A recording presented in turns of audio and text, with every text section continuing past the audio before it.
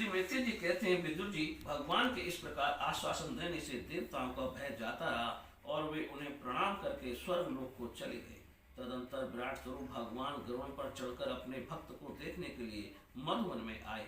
उस समय द्रौपदी तीव्र योगाभ्यास से एकाग्र हुई बुद्धि के द्वारा भगवान की बिजली के समान दीप्यमान जिस मूर्ति का अपने हृदय में ध्यान कर रहे थे वह सहसा विलीन हो गई। इससे घबराकर उन्होंने जो ही नेत्र खोले कि भगवान के उसी रूप को बाहर अपने सामने खड़ा देखा। प्रभु का दर्शन पाकर बालक ध्रुव को बड़ा कुतूहल हुआ। वे प्रेम में अधीर हो गए। उन्होंने पृथ्वी पर दंड के समान लौटकर उन्हें प्रणाम किया। फिर वे इस प्रकार प्रेम भरी दृष्टि से उनकी ओर देखने लगे मानो नेत्रों से उन्हें पी जाएंगे, मुख से चूम लेंगे और भुजाओं में कस लेंगे। वे हाथ जोड़े प्रभु के सामने खड़े थे और उनकी स्तुति करना चाहते थे, परंतु किस प्रकार करें यह नहीं जानते थे। सर्वंतर्यामी हरि उनकी मन की बात जान गए। उन्होंने कृपा पूर्वक अपने वेदमय संग को उनके गाल से छुआ दिया। द्रौपदी भविष्य में अविचल पद प्राप्त करने वाले थे।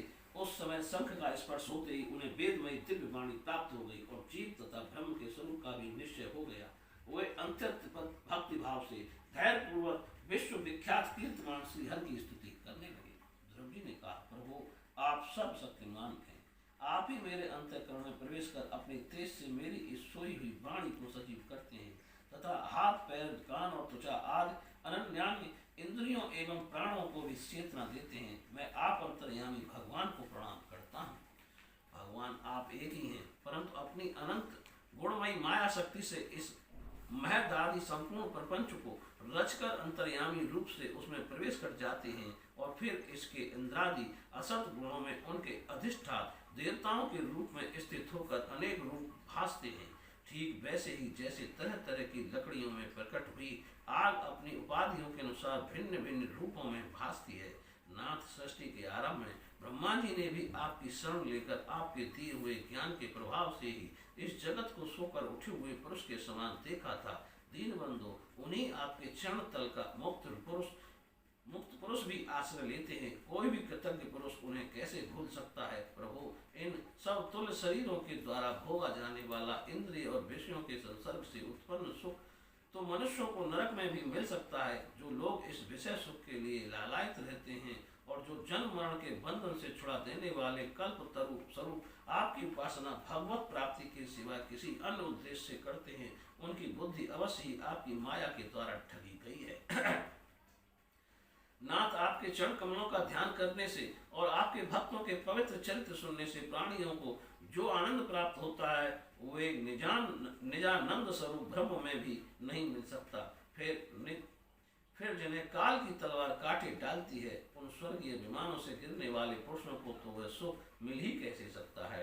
अनंत परमात्मा, मुझे तो आप उन विशुद्ध हृदय महात्मा भक्तों का संग दीजिए जिनका आप में अविच्छिन्न भक्ति भाव है।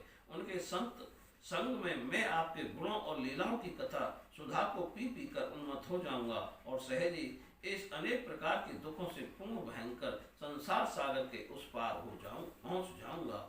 कमलनाथ प्रभु, जिनका चित्त आपके चरण कमल की सुगंध में लुभाया हुआ है, उन महानुभावों का जो लोग संग करते हैं वे अपने इस अत्यंत प्रिय शरीर और इसके संबंधी पुत्र मित्र ग्रह और स्त्री आदि का सुध भी नहीं करते। अजन्मा परमेश्वर, मैं तो पशु वृक्ष पर्वत पक्षी सरीर सर्पादि रहने वाले जंतु देवता दैत्य और मनुष्य आदि से परिपूर्ण तथा महदादि अनेकों कारणों से संपादित आपके इस सदात्मक स्थूल विश्व रूप को ही जानता हूँ। इससे तो परे जो आपका परम स्वरूप है जिसमें वाणी की गति नहीं है उसका मुझे पता नहीं। भगवान, कल्प का अंत होने पर योग निद्रा में स्थिर जो परम पुरुष इस संपूर्ण विश्व को अपने उदर में लीन करके शेष जी के साथ उन्हीं की गोद में शयन करते हैं तथा जिनके नाभि समुद्र से प्रकट हुए सर्वलोकमय स्वर्ण वर्ण कमल से परम तेजोमय ब्रह्मा जी उत्पन्न हुए, वे भगवान आप ही हैं। मैं आपको प्रणाम करता हूँ। प्रभु, आप अपनी अखंड चिन्मयी दृष्टि से बुद्धि की सभी अवस्थाओं के साक्षी हैं तथा नित्य मुक्त शुद्ध सत्वमय सर्वज्ञ परमात्म स्वरूप निर्विकार आदि पुरुष षडेश्वर संपन्न एवं तीनों गुणों के अधीश्वर हैं। आप जीव से सर्वथा भिन्न हैं तथा संसार की स्थिति के लिए यज्ञाधिष्ठाता विष्णु रूप से विराजमान हैं। आपसे ही विद्या अविद्या और विरुद्ध गतियों वाली अनेकों शक्तियां धारावाहिक रूप से निरंतर प्रकट होती रहती हैं। आप जगत के कारण अखंड अनादि अनंत आनंदमय निर्विकार ब्रह्म स्वरूप हैं। मैं आपकी शरण हूँ भगवान। आप परमानंद मूर्ति हैं। जो लोग ऐसा समझकर निष्काम भाव से आपका निरंतर भजन करते हैं, उनके लिए राज्यादि भोगों की अपेक्षा आपके चरण कमलों की प्राप्ति ही भजन का सच्चा फल है।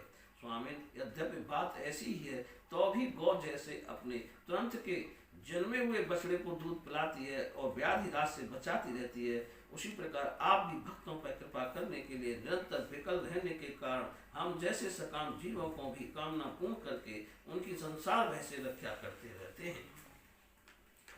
श्री मैत्रेय जी कहते हैं, विदुर जी, जब शुभ संकल्प वाले मतिमान ध्रुव जी ने इस प्रकार स्तुति की, तब भक्त वत्सल भगवान उनकी प्रशंसा करते हुए कहने लगे। श्री भगवान ने कहा, उत्तम व्रत का पालन करने वाले राजकुमार, मैं तेरे हृदय का संकल्प जानता हूँ। यद्यपि उस पद का प्राप्त होना बहुत कठिन है, तो भी मैं तुझे वह देता हूँ, तेरा कल्याण हो।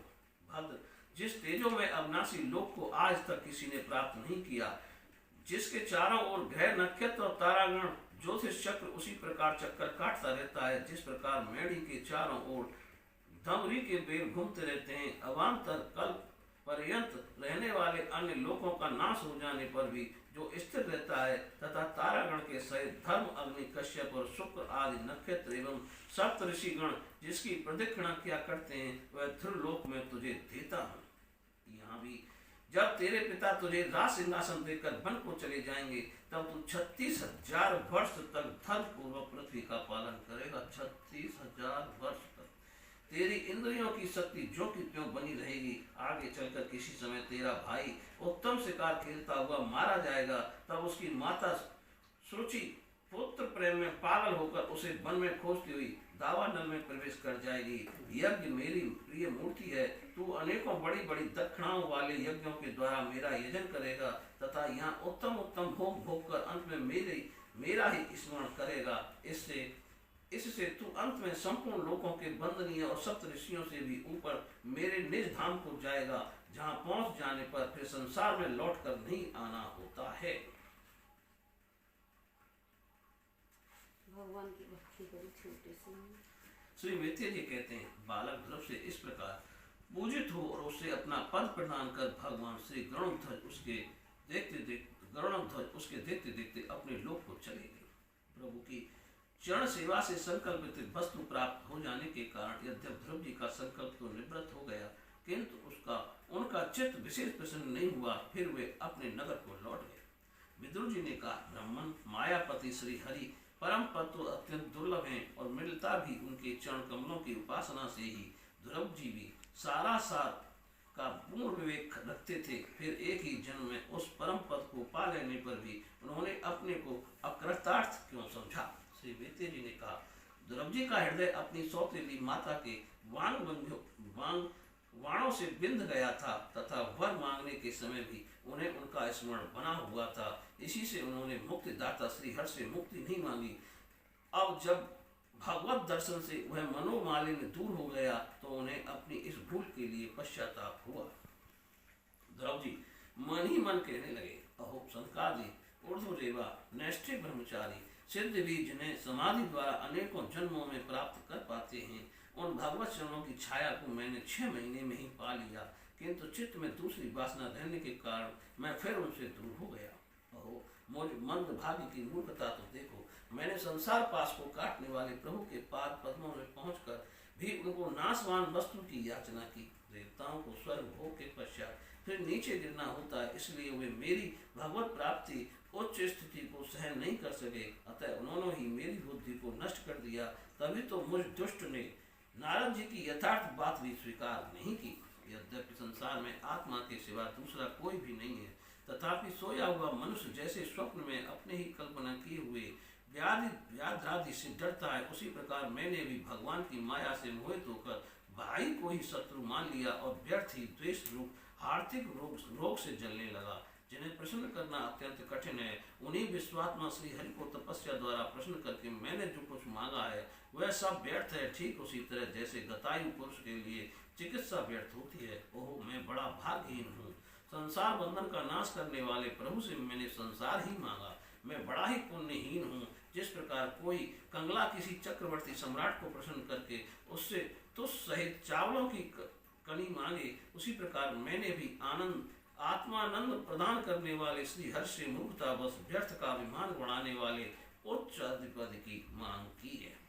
श्री मित्र जी कहते हैं, तात तुम्हारी तरह ही जो लोग श्री मुकुंद पादार बिंद मकरंद के ही मधुकर हैं, जो निरंतर प्रभु के चरण रस का ही सेवन करते हैं और जिनका मन अपने आप आई हुई सभी परिस्थितियों में संतुष्ट रहता है, वे भगवान से उनकी सेवा के सिवाय अपने लिए और कोई भी पदार्थ नहीं मांगते।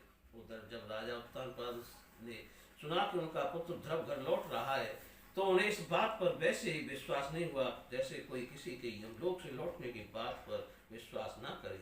उन्होंने ये सोचा कि मुझ अभागे का ऐसा भाग्य कहाँ, परंतु फिर उन्हें देवर्षि नारद की बात याद आ गई। इससे उनका इस बात में विश्वास हुआ और वे आनंद वेग से अधीर हो उठे।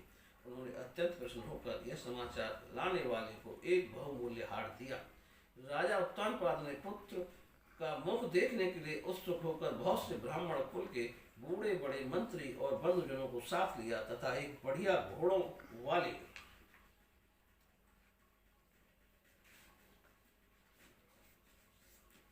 स्वर्ण जटित रथ पर सवार होकर वे झटपट नगर के बाहर आए।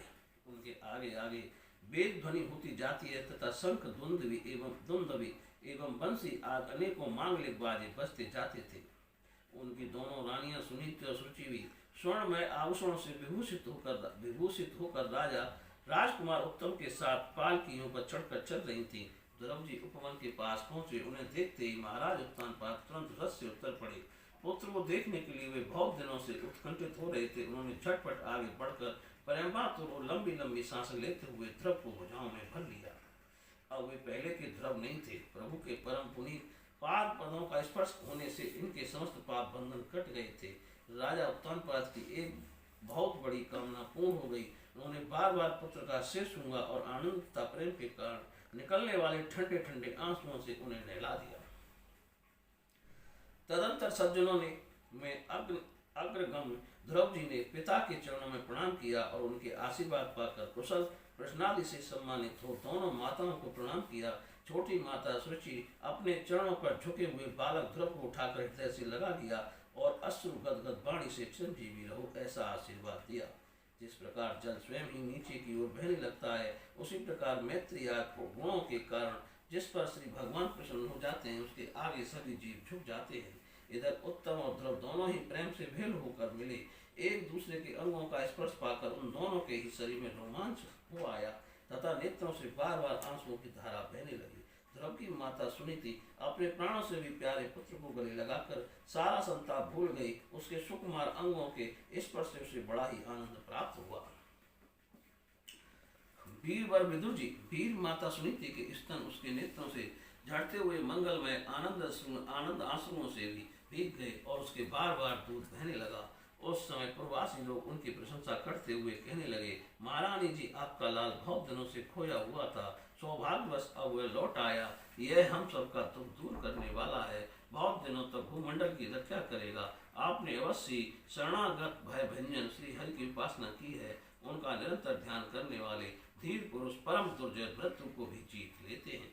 विदुर जी, इस प्रकार जब सभी लोग ध्रुव के प्रति अपना लाड़ प्यार प्रकट कर रहे थे, उसी समय उन्हें भाई उत्तम के सहित हथनी पर चढ़ाकर महाराज उत्तानपाद ने बड़े हर्ष के साथ राजधानी में प्रवेश किया। उस समय सभी लोग उनके भाग्य की बड़ाई कर रहे थे। नगर में जहाँ तहाँ मगर के आकार के सुंदर दरवाजे बनाए गए थे तथा फल फूलों के गुच्छों के सहित केले के खम्भे और सुपारी के पौधे सजाए गए थे। फाटकों और महलों से नगरी सुशोभित थी। उन सबको स्वर्ण की सामग्रियों से सजाया गया था तथा उनके कंगूरे विमानों के शिखरों के समान चमक रहे थे। नगर के चौक गलियों, अटारियों और सड़कों को झाड़ बुहार कर उन पर चंदन का छिड़काव किया गया था और जहाँ तहाँ खीर, चावल, पुष्प, फल, जौ एवं अन्य मांगलिक उपहार सामग्रियां सजी रखी थीं। ध्रुव जी राजमार्ग से जा रहे थे। उस समय जहाँ तहाँ नगर की सीलबंदी शीलवती सुंदरियां उन्हें देखने को एकत्र हो रही थीं। उन्होंने वात्सल भाव से अनेकों शुभाशीर्वाद देते हुए उन पर सफेद सरसों, अक्षत, दही, जल, दूर्वा, पुष्प और फलों की वर्षा की। इस प्रकार उनके मनोहर गीत सुनते हुए ध्रुव जी ने अपने पिता के महल में प्रवेश किया। जब वह श्रेष्ठ भवन महामूल्य मणियों की लड़ियों से सुसज्जित था, उसमें अपने पिताजी के लाड़ प्यार का सुख भोगते हुए उसी प्रकार आनंद पूर्वक रहने लगे जैसे स्वर्ग में देवता लोग रहते हैं। वहां दूध के फैन के समान सफेद और कोमल सैयाएं, हाथी दांत के पलंग, सुनहरी कामदार पर्दे, बहुमूल्य आसन और बहुत सा सोने का सामान था। उसकी स्फटिक और महामरकत मणि पन्ने की दीवारों में रत्नों की बनी हुई स्त्री मूर्तियों पर रखे हुए मणिमय दीपक जगमगा रहे थे।